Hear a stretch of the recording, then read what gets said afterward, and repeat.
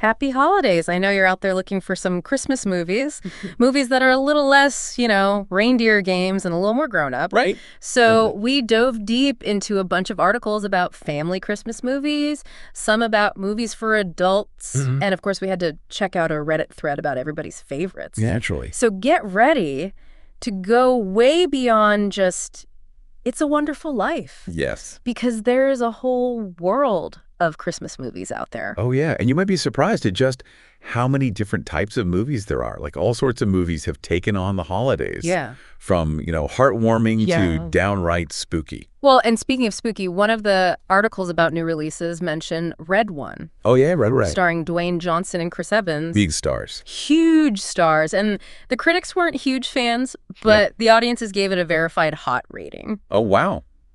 Interesting. So maybe sometimes you just need a fun action flick. Yeah. To unwind with during the holidays. Right? Definitely. It speaks to that need for, pure escapism, that a lot of us crave this time of year. Sure. But if you're looking for something with a little bit more bite, okay, that 15 Adult Christmas Movies article had some really interesting picks. It's wild how many films are about the darker side of the holidays. Right.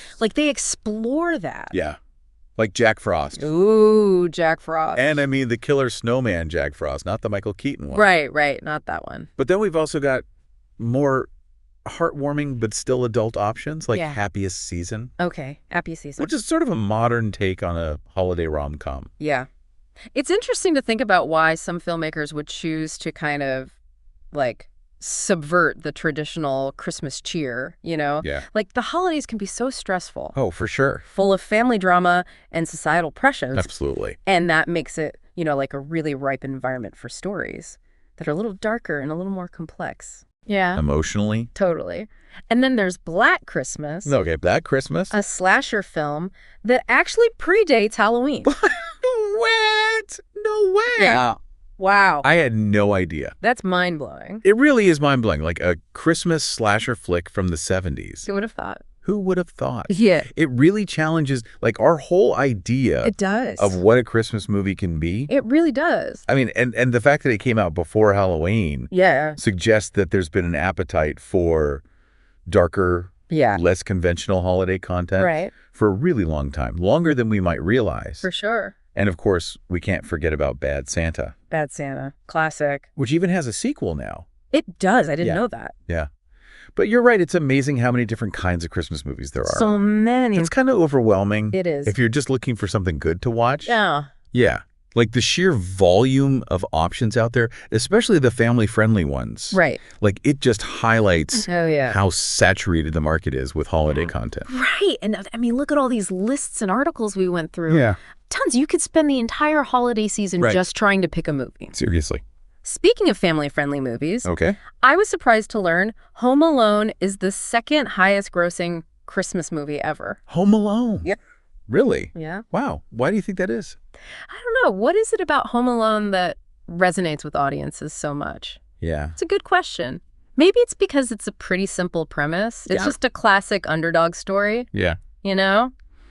With a lot of slapstick. Uh-huh. And slapstick tends to be universally appealing, I think. Yeah. Plus, there's that element of wish fulfillment for kids, Totally. Who hasn't fantasized about having the house all to themselves? Oh, I know I did. Right. And don't forget the nostalgia factor. Oh, for sure. I mean, Home Alone is totally tied to people's childhood Christmas memories.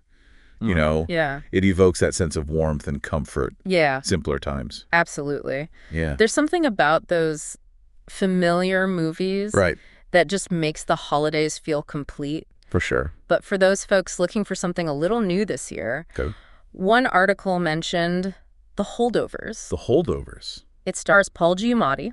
Okay. It's set in the 70s at a New England prep school during Christmas break. Interesting. And it seems to be getting some good reviews. Oh, cool.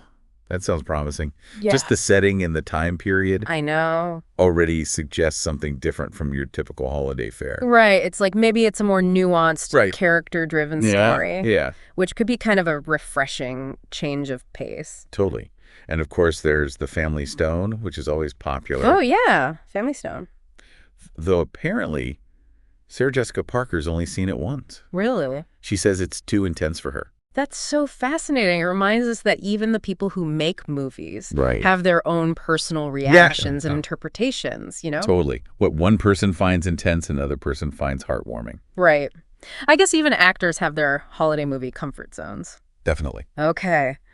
Let's dive into that Reddit thread. Let's go. See what the internet has to say. What do they think? And as you might expect, It's a Wonderful Life is a top contender. Oh, yeah, of course. Though some people prefer the black and white version. Really? That's so interesting. Isn't that interesting how, a choice, color versus black and white can be so polarizing? For some people, the black and white just adds to that nostalgia, Right. Takes them back. It takes them back. To a different era. Yeah. Yeah. But for others, right, the colorized version might feel more accessible, right, maybe more visually appealing. Sure. It really comes down to personal preference. Absolutely. So some other favorites from the Reddit thread were A Christmas Story, The Bishop's Wife, which we've already talked about a bit. Yeah. Yeah. And then this charming older movie called Holiday Affair. Holiday Affair. I've never seen that one. It's really good. It's really cute. What's fascinating about the Reddit thread, though, what is it? Is the diversity of opinions and the personal connections people have with these movies. Yeah, I love that. One user mentioned watching The Wizard of Oz every Christmas. Wizard of Oz. Even though it's not It's not really a Christmas movie. It's not technically a Christmas movie, right? But they just associate it with the holidays because it always aired on TV. Oh, again. Around that time when they were a kid. That makes sense. Yeah. It's a great example of how just personal experiences shape our traditions. Don't you think? Definitely. It makes you wonder how many other people out there have their own, Christmas movies that wouldn't normally be on any list. Cool. It's amazing how powerful those connections are. It really is. It speaks to the idea that Christmas movies aren't just about the content, but about, the emotions and the traditions they become a part of. Totally. Yeah, it's amazing how just a simple association can turn any movie into a holiday tradition. Totally. For that Reddit user, The Wizard of Oz is just as much a part of Christmas as Miracle on 34th Street is for other people. I know. It makes you wonder how many people out there have their own unique Christmas movies. Right. That wouldn't necessarily make it onto, a traditional list. Right, exactly. But let's get back to some movies that are a little more on the Christmassy side. Okay. One of the newer releases that caught my eye is Spirited. Spirited. It's on Apple TV+, and it's a musical version of A Christmas Carol. Oh, wow. Starring Will Ferrell and Ryan Reynolds. Interesting. So, I don't know, do you think they can pull off a serious musical? Or is it going to be more of a comedy? Well, knowing their comedic styles, I'd say there's going to be a lot of humor in it. Right. But I think there's also the potential for them to surprise us. Yeah. With, genuine heart. Sure. And maybe some real musical talent. Yeah. It'll be interesting to see how they balance those elements. Definitely. Yeah. Curious to see what they do with it. And speaking of putting a unique spin on the holidays, there's also the Guardians of the Galaxy Holiday Special. Oh, right. On Disney+. I have a feeling it's going to be a lot more action-packed and irreverent than your typical Christmas special. Yeah, you're probably right. It's a great example of how studios are catering to different audiences with their holiday content. For sure.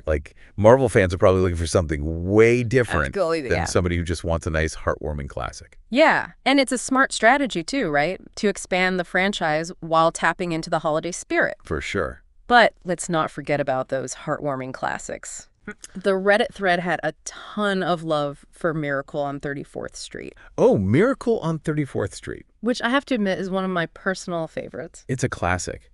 It's a classic. It's such a timeless story. It is. It really captures that, magic of believing in something bigger than yourself. Right. Especially during the holidays. Yes. I think that's a theme that resonates with people of all ages. It really does. And there's just something so heartwarming about seeing that little girl's faith in Santa reaffirmed. Oh, I know. Another classic that got a lot of mentions was The Bishop's Wife. The Bishop's Wife, yeah. Cary Grant playing an angel.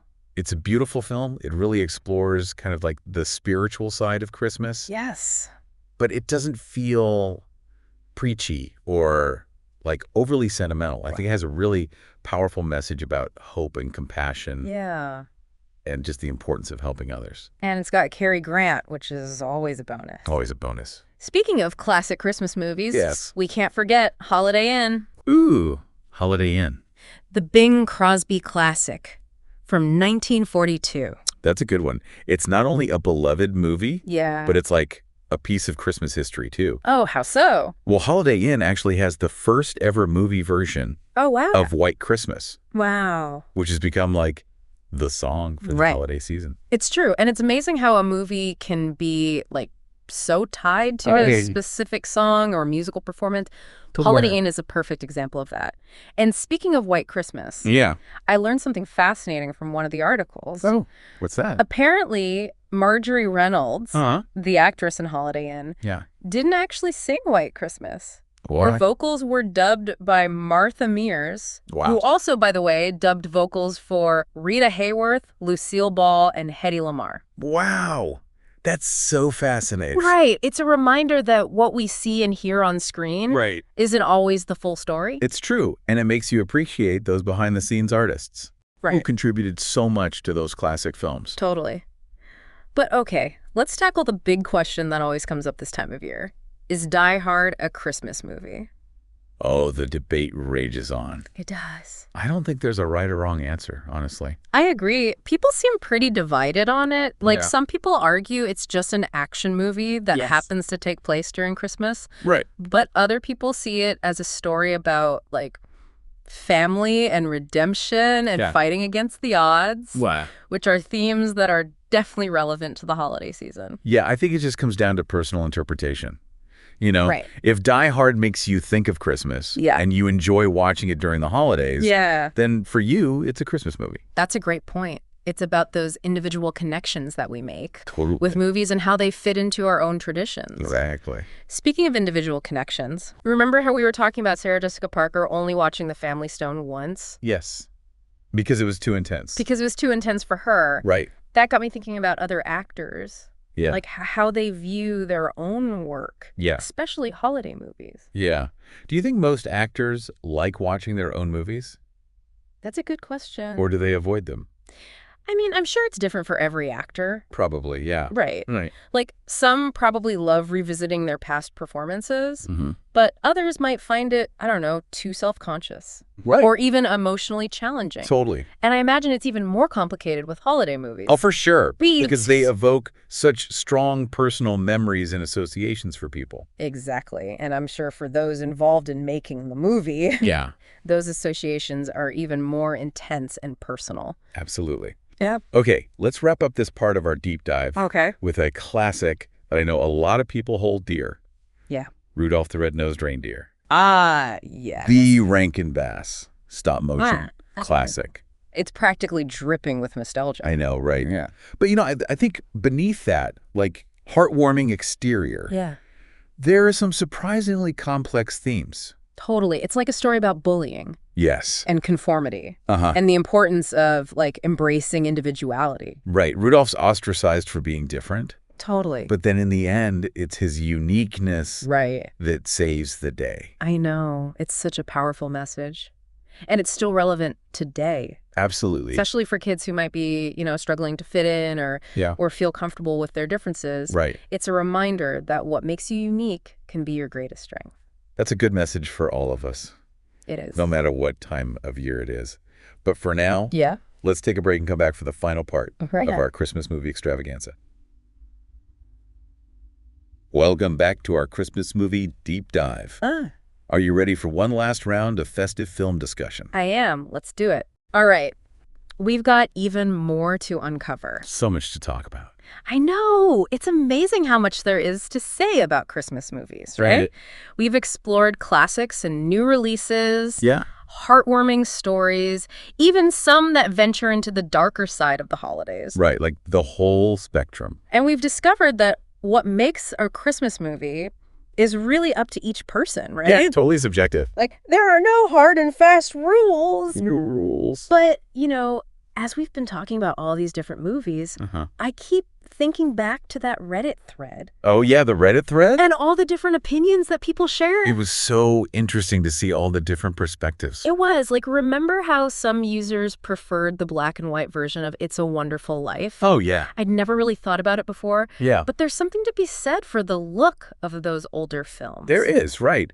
Like, not having color can actually enhance the storytelling sometimes. It creates that sense of timelessness, and it lets you focus more on the characters. Right. Their expressions, the lighting. Yeah, it's like those old black and white photos. Exactly. They just have this certain mood that color photos sometimes lack. They do, like a depth. And speaking of mood and depth... Okay. The Bishop's Wife definitely fits that bill. I love how that movie mixes the heartwarming stuff with a little bit of fantasy. Yeah, it's a classic example of a Christmas movie that deals with, like, faith and spirituality. Yeah. But it doesn't feel preachy. No, not at all. Or overly sentimental. And, of course, Cary Grant is an angel. Come on. Oh, the best. Pure movie magic. Pure magic. And then there's Holiday Affair. Holiday Affair. Which is just such a charming, romantic comedy. Yeah. It just makes you feel good. It does. And it has that old-fashioned Christmas setting, which always feels so nostalgic. Right. Like warm and cozy. You know what? As we've been talking about all these older films, it's occurred to me that there's something about them that's harder to find in modern Christmas movies. What do you mean? There's just like a simplicity and sincerity to them, like a focus on human connection and community and tradition. I see what you mean. You know, they often show a slower pace of life where people take the time to appreciate things and connect with each other, like on a deeper level. Yeah, I think you're right. Maybe that's part of why so many people love revisiting those classic holiday films. It's like you're stepping back in time to a world where the holidays were less about buying stuff and more about being together. Absolutely. Sharing experiences. It's true. But of course, there are also plenty of modern Christmas movies that capture those feelings too. Of course, yeah. Speaking of modern movies, one of the articles mentioned a new release called The Holdovers. Oh, yeah, The Holdovers with Paul Giamatti. Yes. It sounds like a heartwarming story with a little bit of an edge. I know. I read about that one.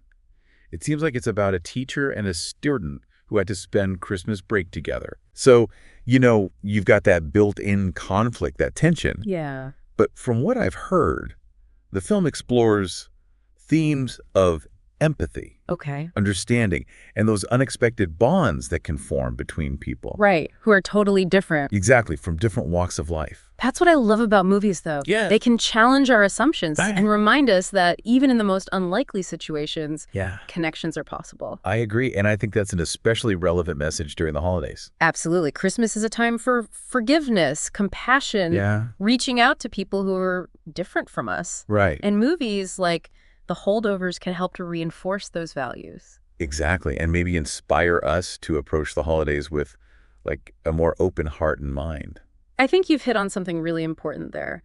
The movies we choose to watch during the holidays can actually shape how we experience them. They can.